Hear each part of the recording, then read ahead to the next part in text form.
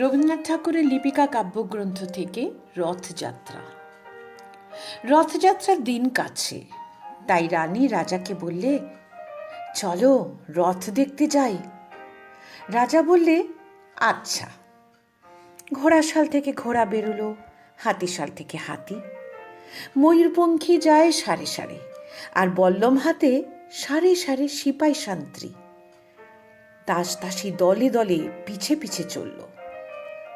কেবল বাকি রইল একজন, রাজবাড়ির ঝাঁটার কাঠি কুড়িয়ে আনা তার কাজ। সর্দার এসে দয়া করে তাকে বললে, ওরে তুই যাবি তো আয়। সে হাত জোড় করে বললে, আমার যাওয়া ঘটবে না। রাজার কানে কথা উঠল, সবাই সঙ্গে যায়, কেবল সেই দুঃখীটা যায় না। রাজা দয়া করে মন্ত্রীকে বললে, ওকেও ডেকে নিও। রাস্তার ধারে তার বাড়ি। হাতি যখন সেখানে পৌঁছল, মন্ত্রী তাকে ডেকে বললে, ওরে দুঃখী, ঠাকুর দেখবি চল। সে হাত জোর করে বললে, কত চলবো? ঠাকুরের দুয়ার পর্যন্ত পৌঁছই এমন সাধ্য কি আমার আছে?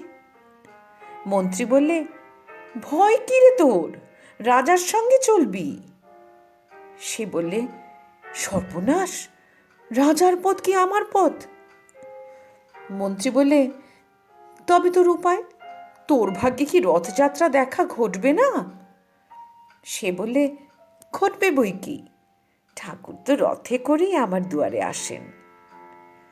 মন্ত্রী হেসে উঠল, বললে, তোর দুয়ারে রথের চিহ্ন কই? দুঃখী বললে, তার রথের চিহ্ন পড়ে না। মন্ত্রী বললে, কেন বলতো? দুঃখী বললে, তিনি যে আসেন পুষ্পক রথে। মন্ত্রী বলে, কই রে সেই রথ?